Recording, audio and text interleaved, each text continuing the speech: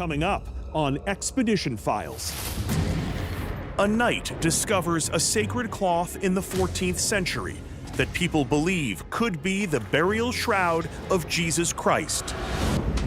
Now, 600 years later, recent scientific analysis may tell us if it's truly a relic from a higher power. In the 1800s, a photographer rises to fame and fortune because of his ability to capture pictures of ghosts.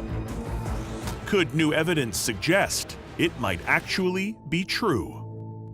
And we investigate a mysterious stone monument erected in Elberton, Georgia, to find out who the mastermind behind this explosive structure could be. In the corridors of time are mysteries that defy explanation. Now, I'm traveling through history itself on a search for the truth. New evidence. Shocking answers. I'm Josh Gates, and these are my Expedition Files. My adventures have taken me to over 100 countries, and along the way I've collected an impressive assortment of cultural objects. And I'm not talking about keychains or snow globes, but my office trinkets have nothing on the 3 extraordinary items we're examining tonight. Objects that have captivated and confused humanity for centuries.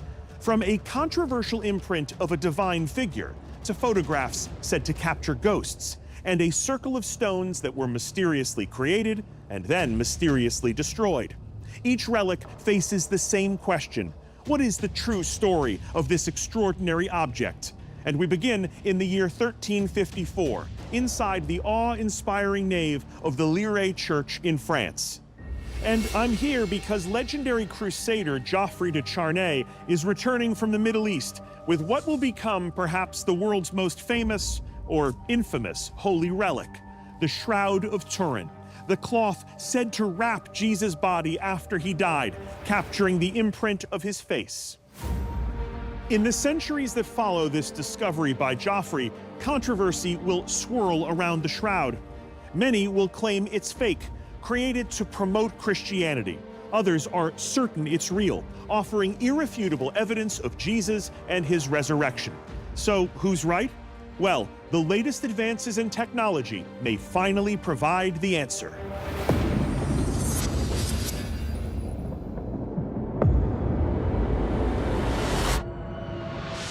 The first recorded encounter with the shroud comes in the year 1354.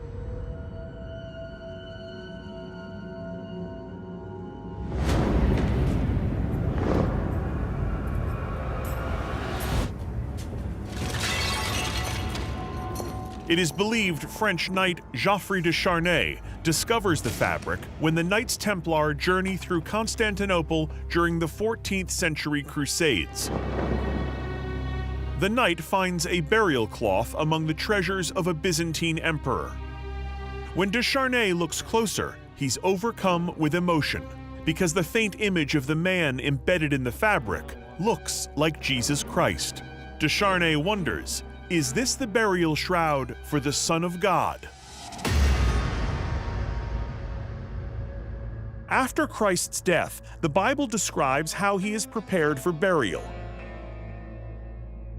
His body is first cleansed, then anointed with aloe and expensive perfumes.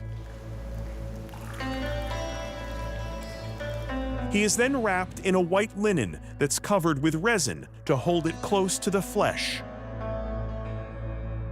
Embalmed in the burial shroud, Jesus is laid to rest in a tomb.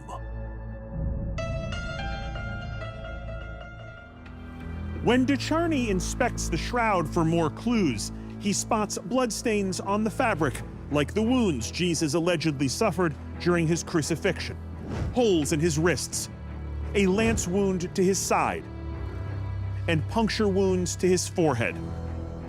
To de Charnay, this is more than mere coincidence. The knight is convinced This is the burial shroud which enveloped the bloody, crucified body of Jesus Christ.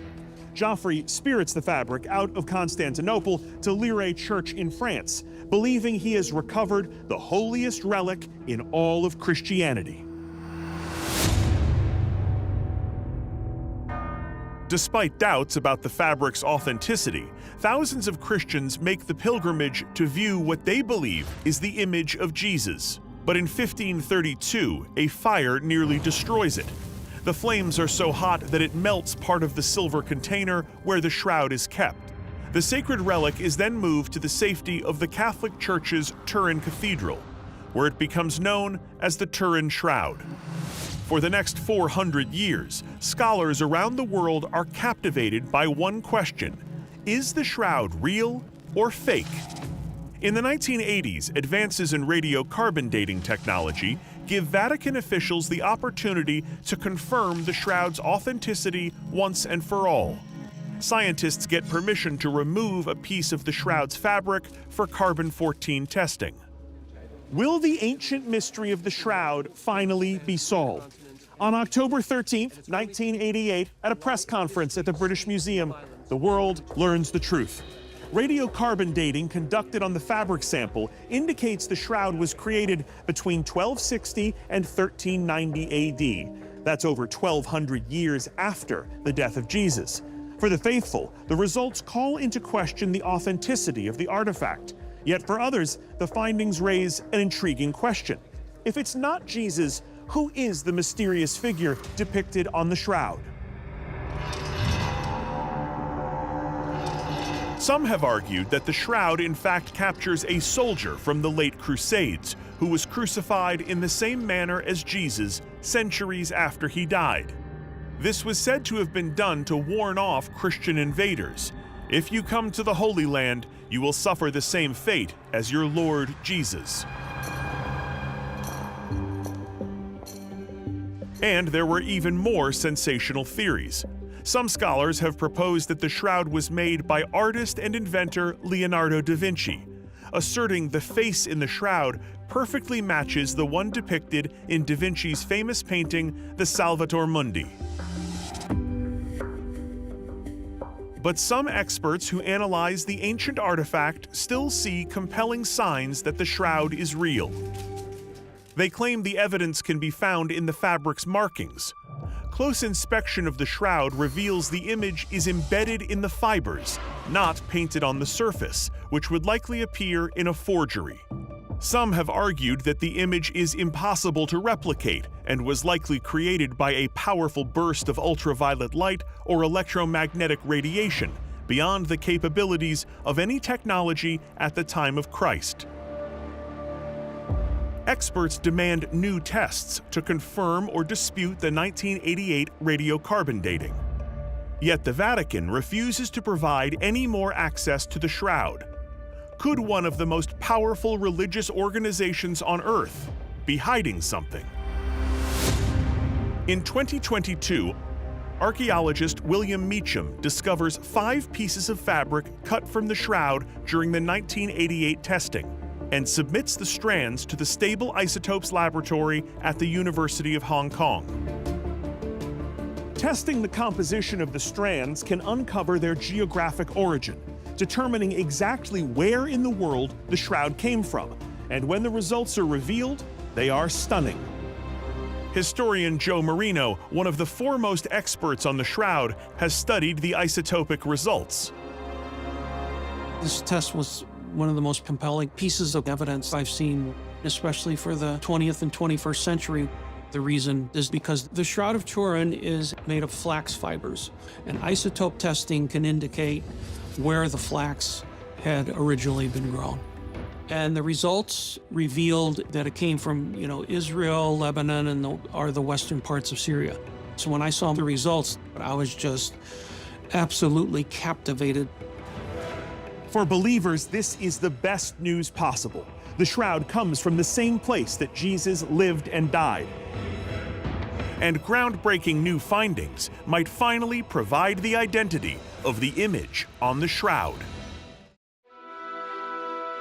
For centuries, the Shroud of Turin has inspired millions, while also inspiring a tantalizing question: is it real? New scientific findings may confirm that the shroud came from the same place where Jesus was buried. But even if the shroud was made in the Holy Land, carbon-14 testing indicates the fabric was created over 1,000 years after Christ's death. However, Joe Marino believes there are major flaws with the 1988 radiocarbon test results. I felt that something had to be wrong with that carbon-14 test because it just did not match the other data accumulated.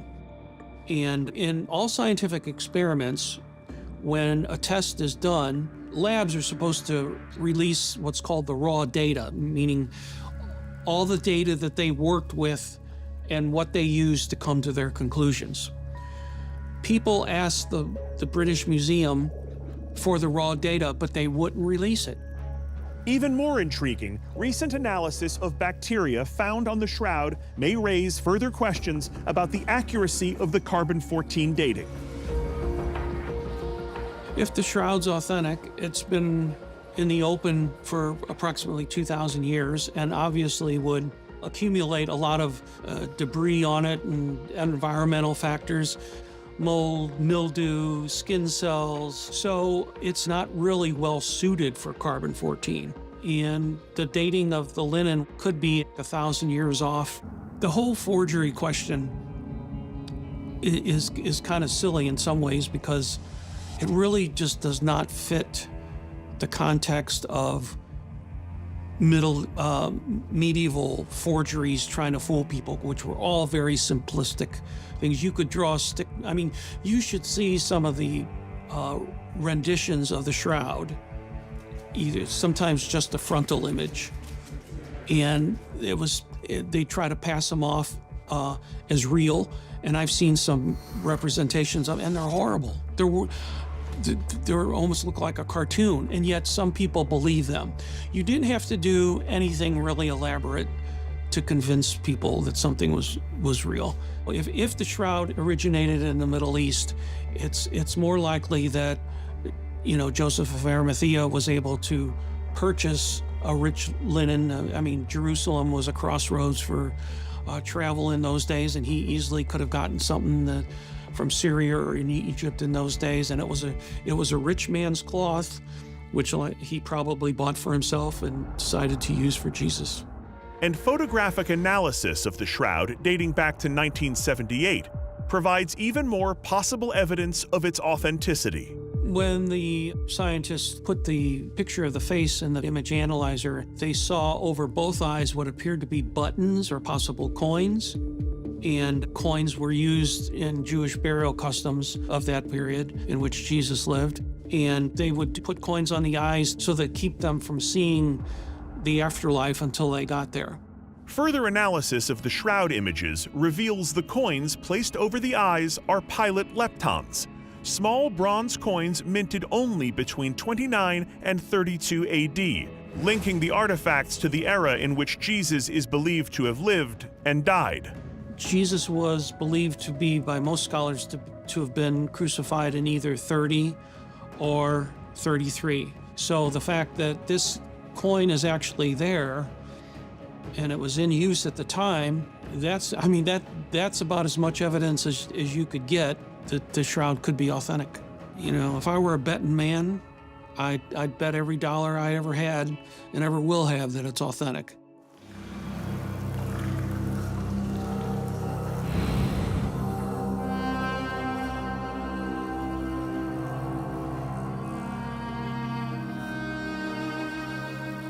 After all this new evidence, many feel validated that the shroud is the real deal.